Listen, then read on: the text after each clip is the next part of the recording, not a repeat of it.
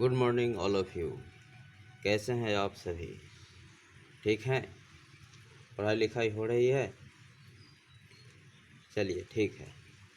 मेरा कहने का मेन मोटिव ये है कि जो भी आप लोग को बताया जा रहा है आप लोग उसे भली भांति देखिए, लिखिए, समझिए, याद कीजिए। ठीक है?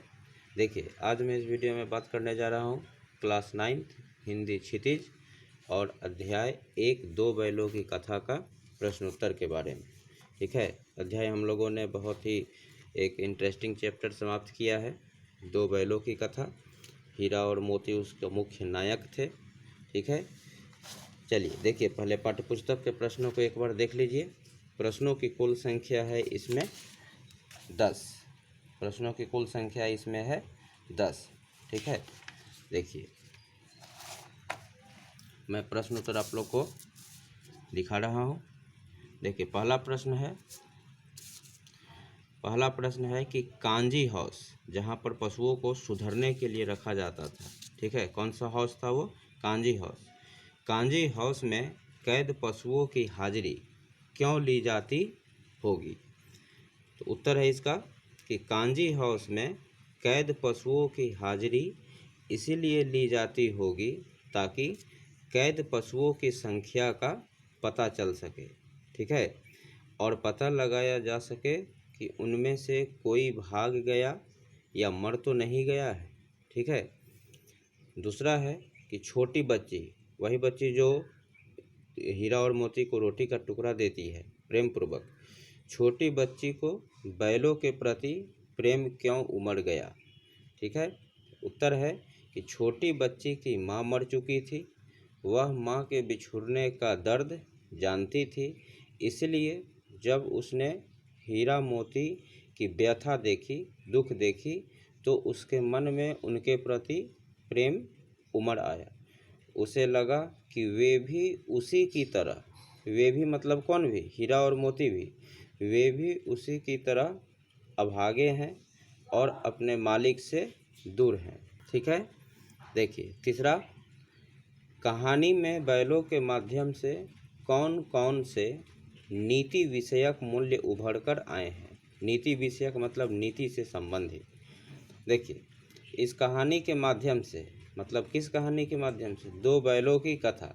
इस कहानी के माध्यम से निम्नलिखित नीति विषयक मूल्य उभर कर सामने आए हैं। कौन कौन है? विपत्ति के समय हमेशा मित्र की सहायता करनी चाहिए। दूसरा, आज़ादी के लिए हमेशा सजग एवं संघर्षशील रहना चाहिए। तीसरा, सजग मतलब समझे? एकदम तत्पर, अपने समुदाय के लिए अपने हितों का त्याग करने के लिए तैयार रहना चाहिए। चौथा, आज़ादी बहुत बड़ा मूल्य है, इसे पाने के लिए मनुष्य को बड़े से बड़ा कष्ट उठाने को तैयार रहना चाहिए।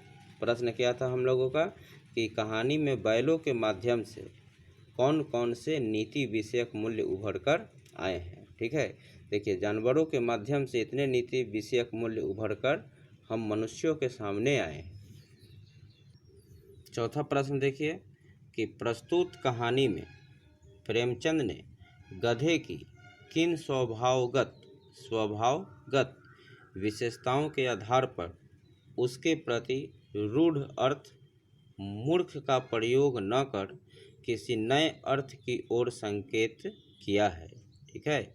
देखिए, इसका उत्तर है कि प्रेमचंद ने गधे की सहनशीलता, मतलब गधा एकदम सहनशील, सीधेपन एकदम सीधा, क्रोध न करने, कोई गुस्सा नहीं, हानि लाभ सुख दुख में समान रहने आदि गुणों के आधार पर, मतलब इन सब अवस्था में वह समान रहता है, गुणों के आधार पर उसे बेवकूफ़ के स्थान पर संत का स्वभाव का प्राणी बताया है। मतलब जैसे साधु संत लोग रहते हैं, जो बहुत अधिक सीधेपन के कारण सम्मान का पात्र नहीं समझा जाता। कौन? गधा।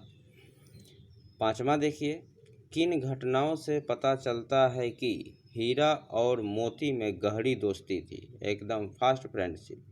देखिए उत्तर, हीरा और मोती दोनों बैलों में गहरी दोस्ती थी, कहानी के कुछ प्रसंगों के माध्यम से यह बात स्पष्ट होती है, मतलब कहानी के बीच में आए कुछ भागों से यह पता चलता है।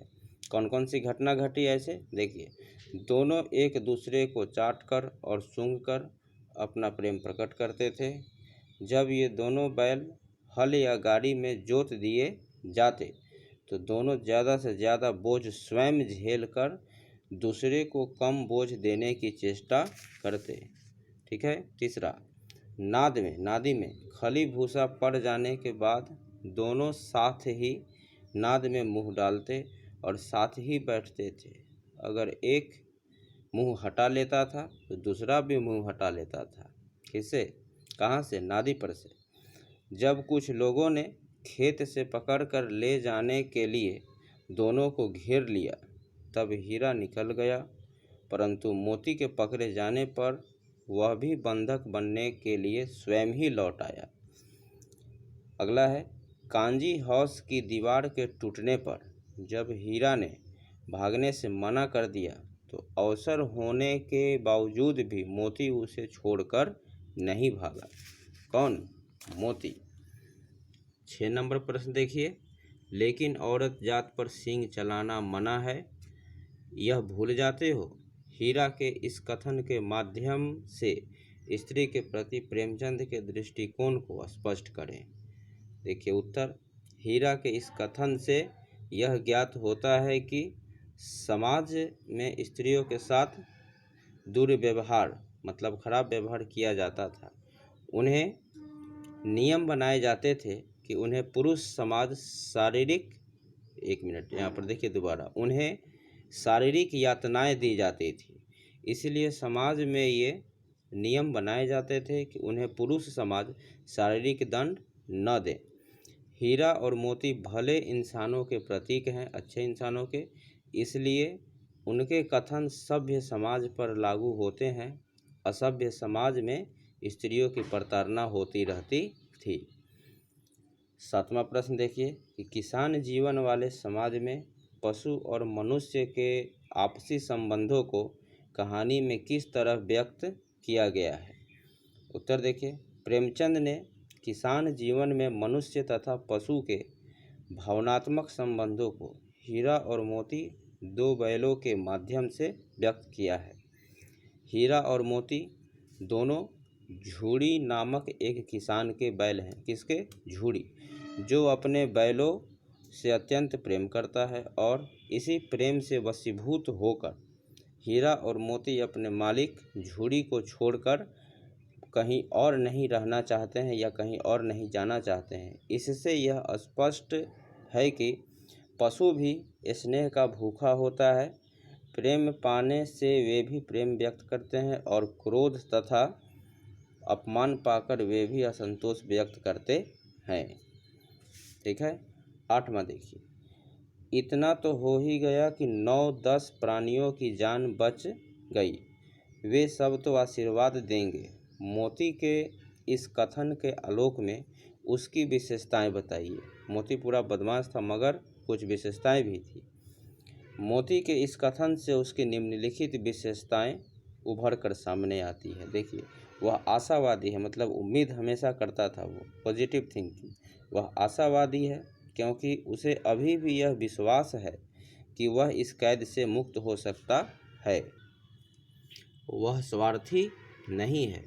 स्वयं भागने के बजाय उसने अन्य सभी जानवरों को सबसे पहले भागने का मौका दिया। किसने? मोती ने। 9 में है 2 प्रश्न, क और ख। आशय स्पष्ट करना है। पहला है कि अवश्य ही उनमें कोई ऐसी गुप्त शक्ति थी जिससे जीवों में श्रेष्ठता का दावा करने वाला मनुष्य वंचित है। इसका आशय है कि हीरा और मोती बिना कोई वचन कहे एक दूसरे के मन की बात समझ जाते थे। प्रायः वे एक दूसरे से स्नेह की बातें करते थे। यद्यपि मनुष्य स्वयं को सब प्राणियों से श्रेष्ठ मानता है, किंतु उसमें भी ये शक्ति नहीं होती। दूसरा है कि उस एक रोटी से उनकी भूख तो क्या शांत होती, पर दोनों के हृदय को मानो भोजन मिल गया। उत्तर है कि हीरा और मोती गया के घर बंधे हुए थे। गया कौन था? झूड़ी का साला। गया ने उनके साथ अपमानपूर्ण व्यवहार किया था, इसलिए वे क्षुब्ध थे, असंतुष्ट थे। परंतु तभी एक नन्ही लड़की ने आकर उन्हें एक रोटी दे दी। उस रोटी से उनका पेट तो नहीं भर सकता था, परंतु उसे खाकर उनका हृदय जरूर तृप्त हो गया, संतुष्ट हो गया। उन्होंने बालिका के प्रेम का अनुभव कर लिया और प्रसन्न हो उठे। और अंतिम प्रश्न है कि गया ने हीरा मोती को दोनों बार सूखा भूसा खाने के लिए दिया, क्योंकि देखिए उत्तर तो इसका ग नंबर है कि वह हीरा मोती के व्यवहार से बहुत दुखी था। ठीक है, हम लोगों का यह गद्य खंड का पहला अध्याय 2 बैलों की कथा का प्रश्न उत्तर भी समाप्त हुआ। मिलते हैं नेक्स्ट वीडियो में हम लोग नए अध्याय के साथ। धन्यवाद।